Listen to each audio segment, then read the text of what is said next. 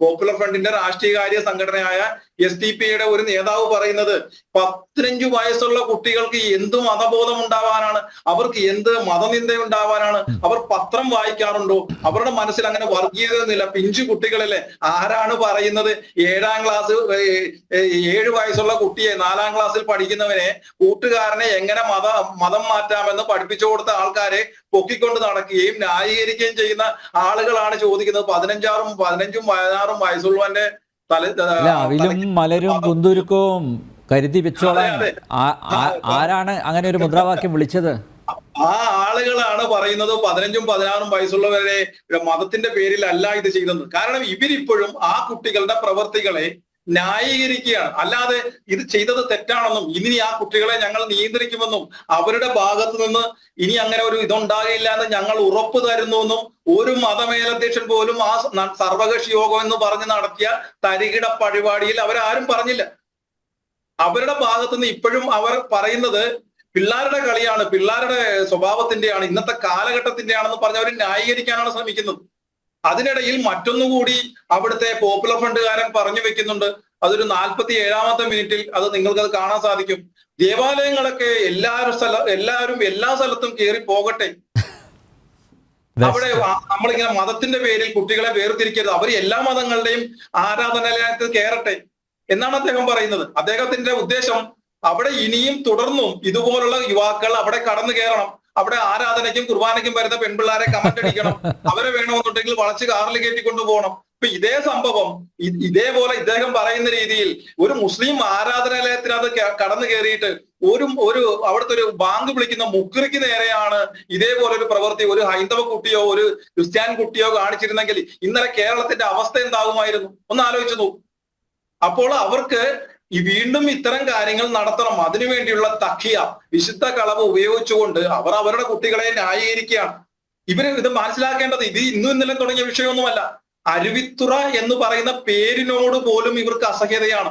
ഇവർക്കത് മൊത്തത്തിൽ ഇവരുടെ സാമ്രാജ്യമായിട്ട് അരുവിത്തുറ, പൂന്നാർ പ്രദേശങ്ങൾ ഉൾപ്പെടുന്ന എല്ലാം ഈരാറ്റുപേട്ട എന്ന് പറയണമെന്നാണ് ഇവരുടെ ആഗ്രഹം.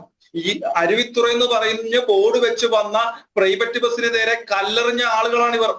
ഇന്നലെ സർവകക്ഷി യോഗത്തിൽ മതസൗഹാർദ്ദത്തെ കുറിച്ച് ഗിരിപ്രഭാഷണം നടത്തിയ അനസ് എന്ന് പറയുന്ന ആൾ അരുവിത്തുറയ്ക്കെതിരെ അരുവിത്തുറ എന്നൊരു നാമം പാടില്ല എന്ന് പറഞ്ഞ വ്യക്തിയാണ്.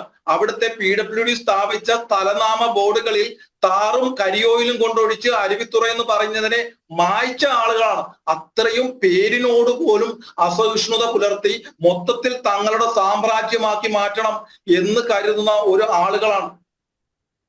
അപ്പം അവരാണ് പറയുന്നത് ഫിൻലൻഡ് കഴിഞ്ഞാൽ പിന്നെ ഏറ്റവും ഹാപ്പിനെസ് ഇൻഡെക്സിൽ, പീസ് ഇൻഡെക്സിൽ 2ാം സ്ഥാനത്ത് നിൽക്കുന്നത് തങ്ങളുടെ അരുവിത്തുറ അല്ല, തങ്ങളുടെ ഈരാറ്റുപേട്ട എന്ന് പറയുന്ന പ്രദേശമാണ്.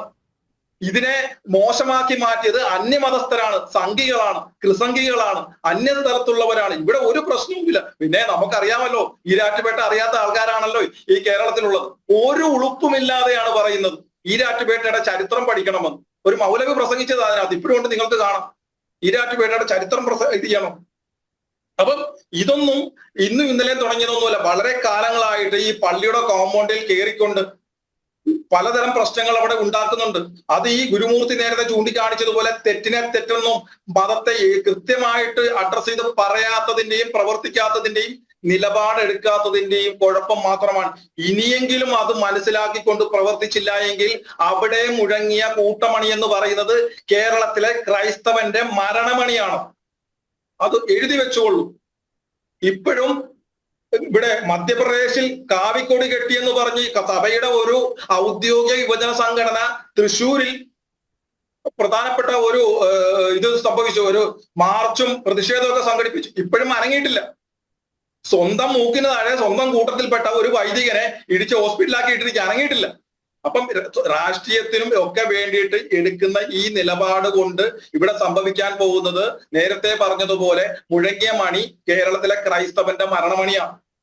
അതിനോടൊപ്പം തന്നെ നമ്മൾ നോക്കേണ്ട മറ്റൊരു കാര്യം, ഈ വിഷയത്തിൽ ഇവിടുത്തെ മുഖ്യധാരാ മാധ്യമങ്ങൾ അതുപോലെ തന്നെ ഇവിടുത്തെ ഭരണപ്രതിപക്ഷ രാഷ്ട്രീയ കക്ഷികൾ എന്ത് നിലപാടാണ് എടുത്തതെന്ന് ആലോചിക്കണം.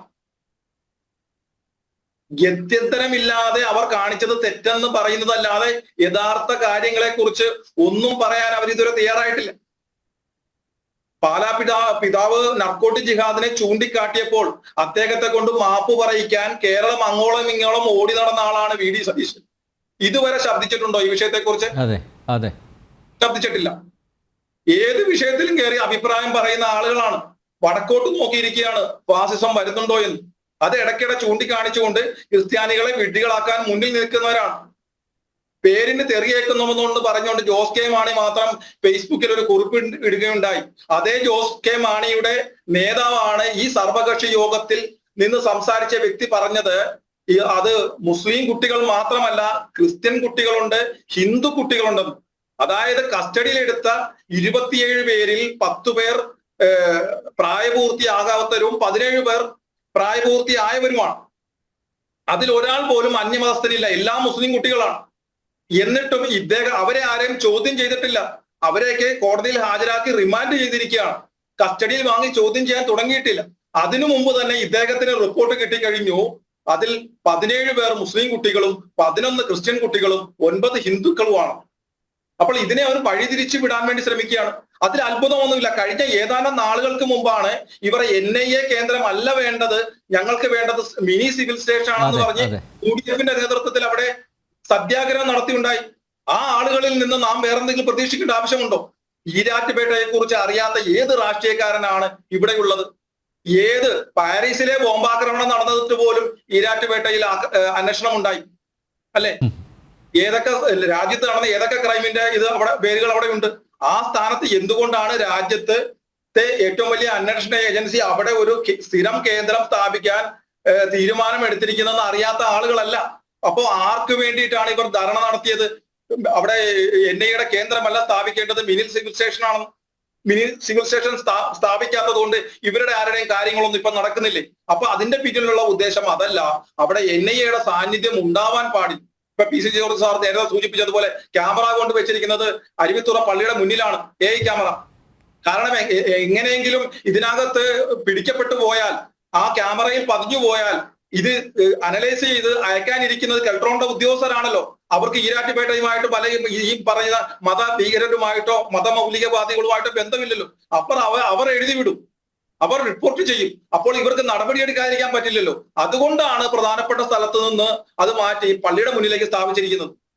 കാരണം ഇത് നിയമം തെറ്റിച്ച് ജീവിക്കുന്നവരാണല്ലോ ഏറ്റവും അധികം ക്രിസ്ത്യാനികൾ. അവർ രാവിലെ പള്ളിയിലേക്ക് വരുമ്പോൾ അവരുടെ എടുത്ത് വിടാനായിട്ടാണ് അവർ വെച്ചിരിക്കുന്നത്. അപ്പോൾ ഇതാണ് അവിടെ നടക്കുന്നത്. അതുപോലെ തന്നെയാണ് പോലീസിന്റെ മറ്റൊരു നിലപാടെന്ന് പറയുന്നത്. പോലീസിന്റെ നിലപാട് നമ്മൾ ഈ വിഷയത്തിൽ കാണണം. ഒരു പ്രത്യേക സമുദായം പ്രതിസ്ഥാനത്ത് വരുമെന്ന് അവർക്കും പൊതുജനത്തിനും മാധ്യമങ്ങൾക്കും സംശയം വന്നു കഴിഞ്ഞാൽ പിന്നെ സാധാരണക്കാരന്റെ വായടപ്പിക്കുക എന്നുള്ളതാണ് ലക്ഷ്യം. നമ്മൾ കളമശ്ശേരി ബോംബ് സ്ഫോടന വിഷയത്തിൽ നമ്മൾ കണ്ടതാണ്. അതിൽ പോലീസുകാർക്ക് പോലും എന്തിന് മീഡിയ വൺ എന്ന് പറയുന്ന ജമാഅത്തെ ഇസ്ലാമിയുടെ ചാനലിന് പോലും ഉറപ്പില്ലായിരുന്നു അത് ഞമ്മന്റെ ആളുകളല്ല എന്ന്. കാരണം അവർ ആദ്യം കുറെ നേരം കാണിച്ചുകൊണ്ടിരുന്നത് തീപിടുത്തമെന്നാണ്. ബോംബ് സ്ഫോടനമെന്ന് ജമാഅത്തെ ഇസ്ലാമി പറഞ്ഞില്ല, തീപിടുത്തമെന്നാണ് കാണിച്ചുകൊണ്ടിരുന്നത് കഴിഞ്ഞ ആദ്യ കുറെ നേരം. കാരണം എന്താന്ന് വെച്ചാൽ അതിൽ പ്രസ്ഥാനത്ത് ഞങ്ങളുടെ ആളുകളായിരിക്കും തന്നെ അവർക്ക് തന്നെ സംശയമുണ്ട്, ഉറപ്പുണ്ടായിരുന്നു. അപ്പോ പെട്ടെന്ന് തന്നെ പോലീസ് അവിടെ രംഗത്തെത്തി. അതിനെക്കുറിച്ച് ആരും ഒന്നും മിണ്ടാൻ പാടില്ല, ആരും ഒന്നും പറയാൻ പാടില്ല. ഇവിടെ ഭാരതം പോലും അംഗീകരിക്കാത്ത ഹമാസ് എന്ന് പറയുന്ന ഒരു തീവ്രവാദ പ്രസ്ഥാനത്തിന്റെ നേതാവ് ഇവിടെ ഓൺലൈനായിട്ട് കേരളത്തിൽ നടന്ന ഒരു സമ്മേളനത്തിൽ പ്രസംഗിക്കുകയുണ്ടായി ഓൺലൈനായിട്ട്. അതുപോലെ സംപ്രക്ഷേപണം ചെയ്തു. അതുപോലും തടസ്സപ്പെടുത്താൻ പറ്റാത്ത ആൾക്കാരാണ് ഉടൻ തന്നെ രംഗത്ത് വന്നു. പ്രതികരിക്കാൻ പാടില്ല, പ്രതികരിച്ചാൽ കേസെടുക്കും. ഇവിടെയും വന്നിരിക്കുന്നു. അപ്പൊ അന്ന് പോലീസിന് പോലും ഉറപ്പായിരുന്നു ആരാണ് പ്രതിസ്ഥാനത്തുണ്ടാവുമെന്ന് അവർക്കും സംശയമായിരുന്നു. ഉടൻ തന്നെ പോലീസ് രംഗത്തെത്തി. ഇപ്പോഴും ഇവിടെ പൂഞ്ഞാർ പള്ളിയിലും ഇതേ വിഷയം ഉണ്ടായപ്പോൾ ഉടൻ തന്നെ വീണ്ടും പോലീസ് രംഗത്ത് വന്നിരിക്കുകയാണ്. ഒരു പ്രതികരണവും പാടില്ല, ഞങ്ങൾ നിരീക്ഷിക്കുകയാണ്, ഞങ്ങൾ കേസുകളിടും. അതായത് ഒരു പ്രത്യേക സമുദായത്തിന്റെ വിഷയം വരുമ്പോൾ മാത്രമാണ് ഇവർക്ക് ഇത്തരത്തിൽ തോന്നലുണ്ടാവും. അത് മറ്റ് സമുദായത്തിന്റെയോ അല്ലെങ്കിൽ മറ്റു സമുദായത്തിലെ ആൾക്കാർ പ്രതിസ്ഥാനത്ത് വരുമ്പോഴോ, അത് മാധ്യമങ്ങളാകട്ടെ പോലീസ് ആകട്ടെ, ഭയങ്കരമായ പേരുകൾ, അവരുടെ വീടും അഡ്രസ്സും അവരുടെ ഷർട്ടിന്റെ നിറവും എല്ലാം കൃത്യമായി പറഞ്ഞുകൊണ്ടായിരിക്കും ഇവർ ഇത് ചെയ്യുക. അപ്പോൾ ഇത് ഇവിടുത്തെ ഓരോ ഇപ്പോഴും തലയിൽ വെളിച്ചം കയറാത്ത ഹിന്ദുവും ക്രിസ്ത്യാനിയും ഇത് കാണുക തന്നെ വേണം. ഇത് മനസ്സിലാക്കാതെ പോകരുത്. അപ്പോൾ അതുകൊണ്ട് തന്നെ ഈ പൂഞ്ഞാർ മേഖലയിൽ ഈ അരുവിത്തുറ ഈരാറ്റുപേട്ട മേഖലയിൽ ഉണ്ടാകുന്ന വിഷയങ്ങൾക്കെതിരെ കണ്ണടച്ച് ഇരുട്ടാക്കുകയല്ല വേണ്ടത്, അതിനെ ശക്തമായി പ്രതികരിക്കുകയാണ് വേണ്ടത്.